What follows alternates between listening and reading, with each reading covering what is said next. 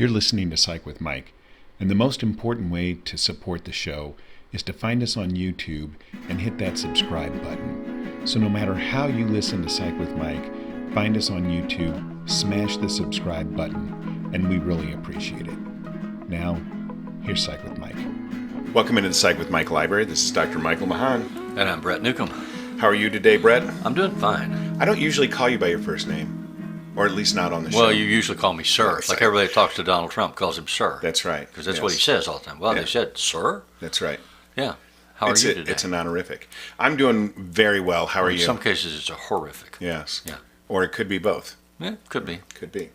So we are in the midst of this book project, which we've both written books before. But this not together. Yeah. Well, not together, and not. I mean, not like this way where it's our project. Whenever we've done it before, it's always been a group of people or other people, right? Yeah. And it's never really been our thing. This is kind of our thing, and we've been going through and writing, and then doing our editing together. And I've really been enjoying that process. But the last chapter that we wrote about was... That was a cue to you. A cue to me, attachment and bonding. I'm trying to figure out how you get to attachment and bonding. Because I thought you were talking about, as you've worked with me, compared to other people, you've gotten more attached and we're bonding more strongly. Which I could certainly understand. Wish I could say the same. Yes, well, I'm sorry that hasn't been your experience. But, I mean, I've just really been enjoying the process of writing and then coming together and doing the editing. And we did the attachment and bonding chapter, and I'm in full disclosure, I was a little trepidatious going into that editing session because I thought that you would dislike what I wrote, and it turned out that you seemed to be pretty happy with it. How do I want to say this? Such as it was very good. Yes, such as it was. But so just for full disclosure, I am writing about biology and things like that. You're writing more kind of traditional clinical stuff. I think it really weaves together very well. But specifically the attachment and bonding chapter, I ended up finding information in my research that I didn't even know going into it, especially about the way that dads bond early in the child's development. And so we're going to talk about that today. Well, so maybe we should talk about the difference between the two terms. Okay. Bonding, emotional cement, a connection that sticks. Mm-hmm. And we believe that bonding within the family units is critical for the positive growth of the family unit, not just the child, but the family unit itself.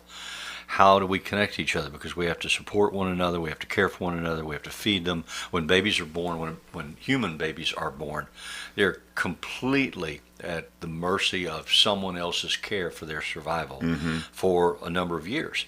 As a matter of fact, there have been an enormous number of studies done comparing human babies to monkeys and apes, and how they start out very similar developmentally, but very quickly the monkeys and the apes grow beyond in their capacity for what they can do, to grasp, to hold, to walk, to swing, to find and consume food, to take care of themselves, and then to separate out and live independently of the mother. Human babies can't do that. If you don't have human beings taking care of human babies, those babies will wither and die. More examples would be the Romanian orphanages at the end of the Ceausescu government. The European countries moved in to help stabilize Romania, and a lot of those orphans in the orphanages who had been just isolated and left alone were really suffering. And Americans who were desperate to have babies were adopting those kids and bringing them here to the United States. And some of them developed what were called reactive attachment disorder, which meant they didn't develop bonding attachments when they were tiny infants, and so their ability to do that as they got older was pretty restricted, and that led to all kinds of behavioral issues and emotional issues for those children. And some adoptive parents even tried 3, 5, 10 years later, send those babies back, Right. because they never adapted, they never adjusted, they could never be trusted, they could never be emotionally embraced because they didn't have that capacity. Right. So it's important for a child to have that bonding experience, and it's important for the parents to bond so that their commitment to the emotional reality of the child is reinforced. So from my research, what I found was that bonding is a chemical process that primarily travels from the parent to the child and is based on a hormone called oxytocin. So when children are born, their levels of oxytocin are very high, but the levels of the parent are also very high. And that oxytocin is important in the birth process because it triggers all kinds Levels of the parent, male parent, female parent, both? So the female parent experiences high levels of oxytocin that actually help with the discard of the placenta after birth, but it also increases the sensitivity to the child, specifically to the child's smell, which also then provides another chemical pathway. For dads, and that is triggered by skin-to-skin contact within the first hour after birth, which is why we like to try and get the child into skin-to-skin contact with the parent as quickly as possible. For dads, the skin-to-skin contact doesn't appear to be as important, but they experience those high levels of oxytocin when they hold the child just after birth. And then what happens for the dad is that their levels of testosterone are suppressed, and that actually is correlated with high levels of play and interaction with the child over the course of the next 6 months. So that bonding is really, really important early in that child's first few days of development. So are you suggesting that the existence of high levels of testosterone in males inhibits their ability to bond emotionally? I'm saying that the research shows that if the male, it continues to experience high levels of testosterone after the child is born within those first few weeks or months, it seems to correlate with lower levels of interaction with the child. So bonding is that cementing of the sense of connectedness. Yep. Exactly. And that occurs in a stage of the baby's life, which we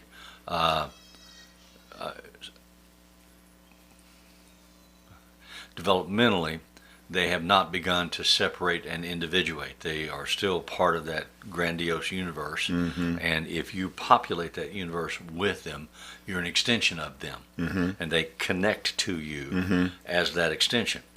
But as they mature, those first 7, 8, 9 months, they do something called separation individuation. Right. And they start to recognize that they are separate from or different from their surround. And so they recognize strangers, they recognize familiar faces, they recognize familiar behaviors and voices and sounds and smells and all those things. And they develop something called object permanence. So then we move to what we call attachment theory, which is how do people become attached to one another? What are the sources of the attraction?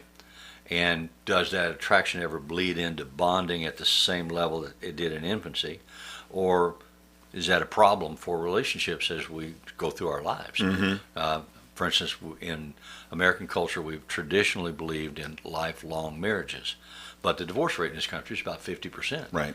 So, and depending on the age brackets, that goes up or down, but the global divorce rate. So what happened to the idea of the lifelong marriage? If I committed to you when I was 19 and in college and working night and day, and you committed to me and we found each other and said, I want to be with you forever, where does that break down? How does that change? How does it occur that somebody comes home and says, well, I don't want you anymore, don't need you anymore, you need to move along because I found somebody else that I want to be with forever? And then forever is a fluid term. Right. So on the part of the child, in those very early days, right after birth, the child is what's called egocentric. So the child doesn't have the ability to view the world through the perspective of another. And so for the child, the parent who is taking care of the child is just an extension of them. And you've said that over and over again. They're just an extension Right. of the child. And so then once the child begins to move through that process of individuation, then what's really important, it goes back to what we've talked about before, which is this concept of mirroring that is proposed by Heinz Kohut in his self-psychology, where the parent is reflecting back to the child good, appropriate praise and praise for what the child does well, which helps the child to build confidence, but also helps the child learn to trust the environment. When the parent satisfies the needs, the physical needs of the child and the emotional needs of the child early in that development, the child begins to learn to trust the world. And that lays the foundation for that attachment. Now the child can successfully, securely attach to the parent and to others in the world because they have learned to be able to trust the environment. So how does that relate to the doing of therapy? I mean, this is an interesting intellectual discussion to me about topics that I'm interested in because it plays out over time in our lives. But as a therapist or as a clinician, if somebody comes into my office, what does my understanding of attachment and bonding have to do with figuring out what's going on with them and figuring out a way to help them resolve whatever it is that's troubling them? And do I need to know anything about my own participation in the process of attachment and bonding as the therapist? For instance, do I encourage a dependency on me on the part of the client? Do I encourage the client to say, well, you can trust me, I'll be there for you, you're going to have a rough week this week, if you need me, call me anytime of the night or day, I'll be here? Do I teach them that? Do I encourage that for all clients, just for a few clients, for no clients? I mean, what's my role? What's my responsibility? How do I do it right? And I think that that is a great question. It is the seminal question in therapy. And I look at that through the prism of the work that John Bowlby and Mary Ainsworth did in this early process of attachment, where they developed their strange situation, where they put a baby in a room and then introduced a stranger, and then mom would leave, and then mom would come back, and they would look at what the child's reactions were. And they developed 4 potential attachment styles. So you have secure attachment, you have anxious, ambivalent attachment, you have avoidant, dismissing attachment, and you have disorganized attachment. So as a therapist, You got to know I'm what looking the at a client attachment comes in style. the room. I have to observe them and figure out what about my own attachment style. Well, if you aren't introspective enough to know what your own attachment style is, then I would argue that's a problem as a therapist. That as therapists, it is our job to know what our own attachment styles are. Is it my job to attach to a client? Do I become emotionally dependent on them or connected to them through my own style or process of attachment and bonding that I've learned in my lifetime? Obviously, not obviously, but my answer to that would be that all of us as therapists should be able to practice appropriate, empathetic responsiveness, but should never form a primary dependency on a client. Or an interdependency, either way. Exactly. We don't want them dependent on us either. Yeah. I mean, part of the task of therapy, as I understand it, is to help the client get stronger in their own confidence and their own belief to make choices that work better in their lives. Right. And we can discuss what might those choices look like, what might they require, what might they cost. But I have to communicate to you, the client, that I truly believe in your ability to do that. And to, if you spend enough time with me and you talk to me, not fall in love with me, not care about me, not want to know what color my kitchen is, those kinds of things. But just come in and I can create what we call the safe holding environment. And I can make a safe place for you to talk and experience your own emotions and reveal whatever you need to reveal, whatever comes to your head that needs to be shared, in a way that reflects back to you that I see you accurately and safely. I'm not judging you. I'm not condemning you. I'm not controlling you. I'm not playing the roles that other people in your life play. But my job then is to create that safe holding environment and recognize that while I'm doing that, you're extremely vulnerable and you are going to attach to me. And so part of the therapy is the process of detachment. How can I get you to a place where you're free to go and you choose to go because it's time. I've gotten what I need from this. And in 35 years of doing therapy, my experience has been people come and go. And they tell me when they're ready. But, I mean, some of them will come in literally and say, I think I'm finished here. Right. Others will start missing appointments or skipping appointments or say, can we cut back? I've got a big project at work. Can I skip a month? So they start trial separations and they move away. And you watch to see how that goes. And if they have a crisis, they come back. Right. Or they saturate. They've dealt with whatever brought them to the office, and they now feel like they have a handle on it, and they go away. Right. And then life happens, and something else flares up. And if they had a good experience with me the first time, they may come back to me and step right in as if they'd never gone away. Or they may say, you helped me with depression, but I've got an eating problem. I need to go to somebody that knows about that. You don't know about that. Well, they don't know whether I do or not. But they may choose to go somewhere else. We've each had clients that are very experienced in getting therapy from different therapists. And they like to tell you what they've learned and what they know about what you're supposed to know. And it's part of the dance then that goes on in communicating and creating a safe environment.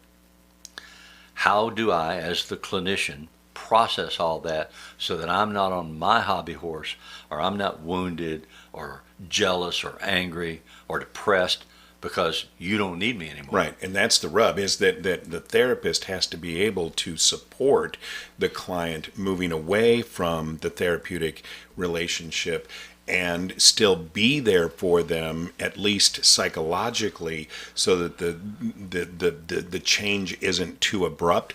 But if the client comes in and says, I think I'd like to go to every other week, and the therapist says, I don't know if you're ready for that, then that's going to undermine the client's confidence. So as the therapist, you have to be ready for the client to start to move away from you, and you have to be able to support that. I think in that case you say, absolutely, you can go to every other week or every third week.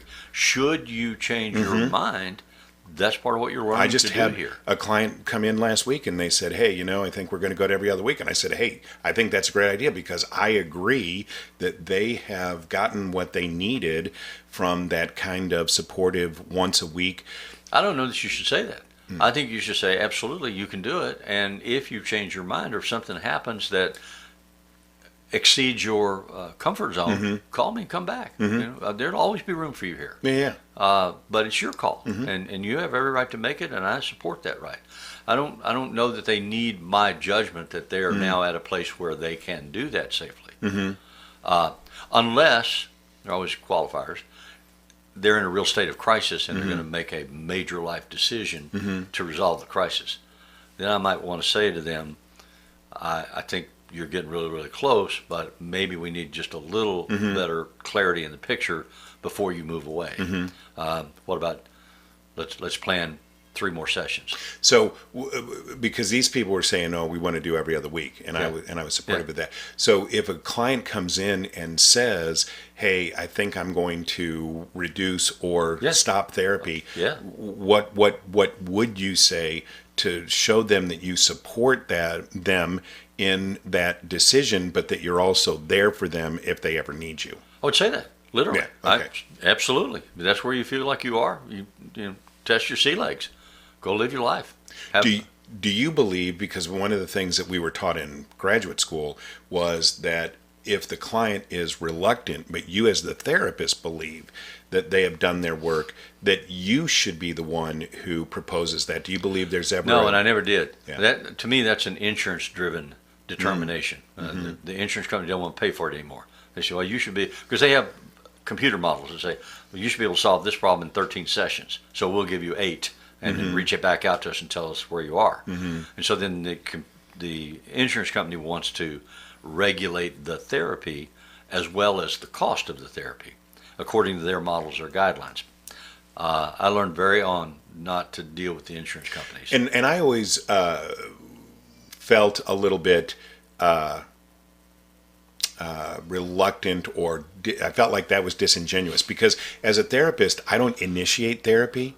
Yeah. So why should I, as a therapist, terminate therapy? That always has seemed to me to be that should be client driven. Do you agree that Absolutely. looking for therapy and It's discontinuing multi-layered. therapy? We are multi-layered. I Yeah. may be driven from inside or outside to come to therapy. My boss may say, you have to go to therapy or you're going to get fired. My wife may say, if we don't go to therapy, if you don't go to therapy, I won't be here. And so that leverages me into coming as a man. But once I get there, and whatever the leveraging factor is seems to be resolving, often, especially when things are comorbid like depression, anxiety, often the other one surfaces. And so we're not talking about this anymore, but we're talking about this.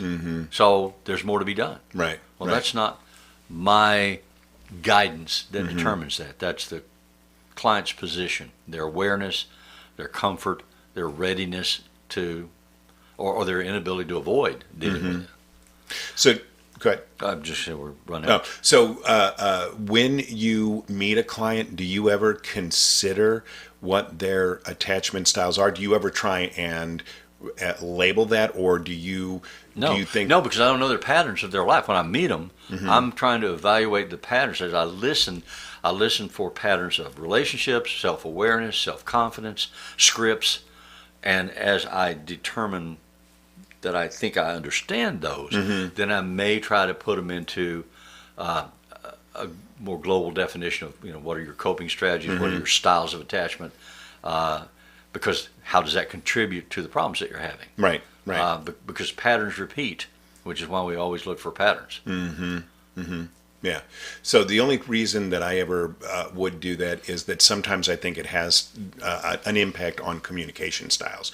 So sometimes I'm looking for those patterns so that I can help them to be able to develop better communication. And I don't as a disagree with you at couple. all, except that I don't think about it theoretically according to Bowlby. What would Bowlby say Right. about John Smith sitting here?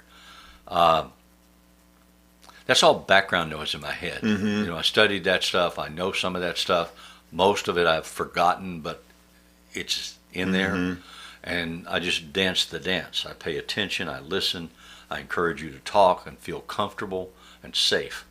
And we'll get there. And I think that that's probably true for most people doing therapy, that you have that information in the back of your head. It's very schizophrenic kind of a thought process, is that you have that information in the back of your head. You can't let it dominate you, because then you're just going to be doing prescriptive therapy. That's not Formula. Yeah. formulaic therapy. And so that information is in the back of your head. You're using it to help color or fill in your awareness of the client, but it should never be what drives you. You shouldn't try and pigeonhole people into specific labels. Is that? I don't want to spend a lot of time going, why did Yeah. they do that? Yeah.